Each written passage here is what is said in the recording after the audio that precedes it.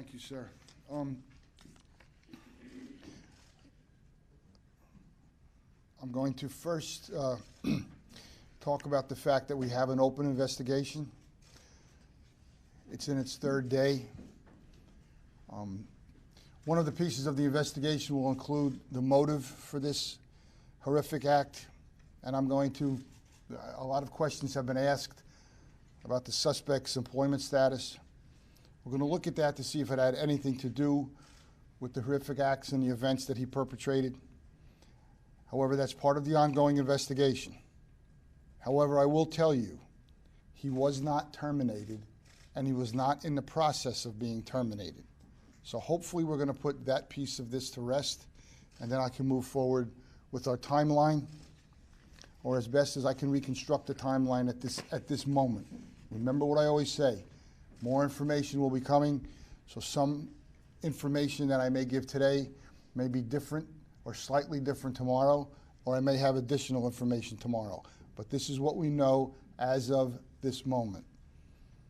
Emergency communications dispatched officers to this call at 4:08 p.m. It included police, fire, EMS, which is Emergency Medical Services, and our Virginia Beach Sheriff's Office deputies to a report of shots being fired in Building 2. Within 2 minutes, the first officers arrived on scene. Now, when I say on scene, that's outside the building. And we have to remember, this building is 4 floors. It has a basement and 3 stories. It has numerous entrances, numerous exits, and they are different because citizens cannot enter certain areas and because they are secure. There are numerous stairwells in this building. There's a basement in the building. The basement goes to a tunnel which connects to another building. So this is not like being in the confines of this sterile environment where we are right now. This is a huge building, and we had no idea where the suspect was. We had no idea what the extent of the shots being fired call really included. But they were there within 2 minutes. The other thing that I need to say is that the building was originally constructed in the early 1970s when the city had a much smaller workforce. Since that time, construction has gone on for decades. Offices have been subdivided, entrances and exits to certain offices. It's a honeycomb. That's the best way to explain it. It's a maze where the workers are. Where the citizens come in is very well controlled, but those offices, especially the further into the building you get, becomes extremely difficult to navigate just because it's an older building and it's been reconstructed numerous times. And no, we did not have plans to the building. And we weren't in a place to be able to make those review plans. We were moving at a rapid pace. Between 4:15 and 4:18, and I have to give a little bit of time on that because officers call things in, but please remember, they're not calling things in when it's exactly happening because sometimes they have other issues to deal with, like where's the suspect, what kind of gun is he carrying, interviewing people to be able to find the suspect. There's myriad things happening at that moment in time, and it is extremely chaotic. So between 4:15 and 4:18, or 5 to 8 minutes after these officers began to enter the building, they made contact and engaged the suspect on the second floor of the building. Now, I want to pause here for a moment because while they were in that process, other police officers were responding, and they were also making entry into the building, searching in other areas. I also have to accentuate the fact that these 4 officers did not work together. They worked in different commands. However, for years and years of training in our city, in our police agency, in the cross-training that we do with our partners in the Sheriff's Department, in our fire department, and our EMS department, we cross-train and we train together on the same tactics. So therefore, these 4 officers who came from different commands, 2 are from the Detective Bureau, which is about, I said the other day, about 100 yards, 150. We measured it. It's actually 300 yards away from door to door. They responded from the Detective Bureau. 2 other officers who were K-9 officers responded via their vehicles en route.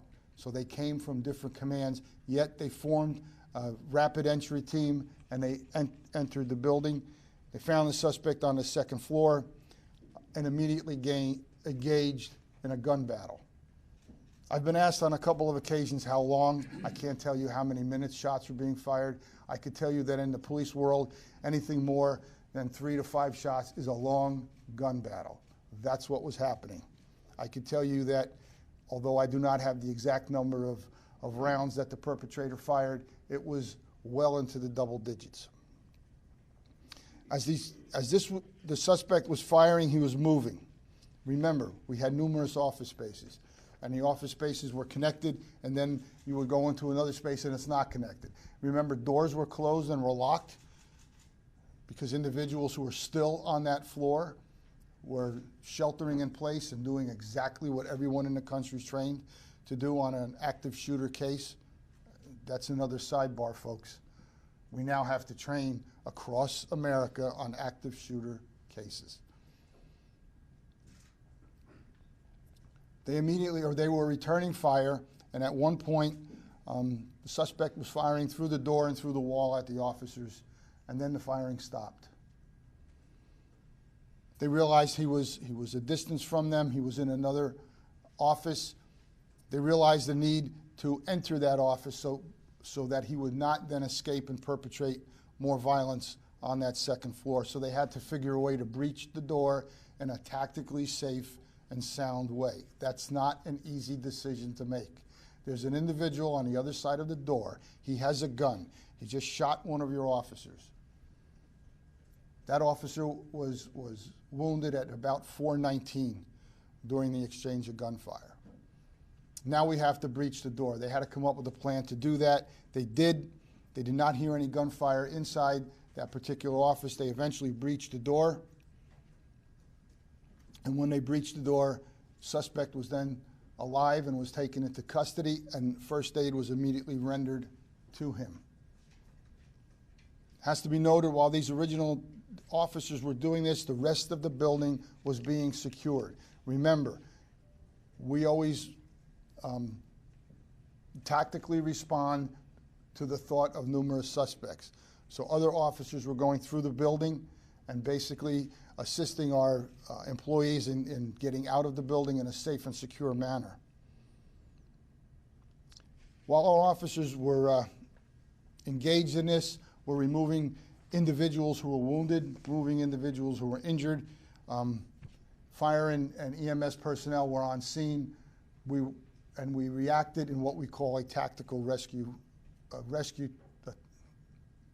task force. I apologize. In that, fire and rescue personnel at times were embedded with the police to actually move down a hallway and find individuals to get them out of the building. So, in summing up some of this, I want you to know that the total time from arrival to contact is between 5 and 8 minutes. The total time that it took to take the individual into custody, render first aid, get him out of the building was 36 minutes. The first critical transport was made 25 minutes from the time the call went out to that ambulance left the scene. Now remember, there's a lot that goes on in finding an individual who's injured and getting them to an ambulance, in rendering the aid that they need at the ambulance before that ambulance moves to a hospital. The last injured individual was transported within an hour of the original call going out. Also want to mention that during this entire time, our 911 dispatchers had command and control of the radio, which was extremely chaotic, especially with extremely busy, extremely intense, especially with a number of other city agencies responding to the scene. So that's the best timeline that I can give you right now. We've interviewed the officers. We've gone through our computer dispatch system. We are interviewing firefighters, rescue personnel, sheriff's department personnel, as well as other city workers who were in the building at the time. I will ask the city manager to come back to the forum.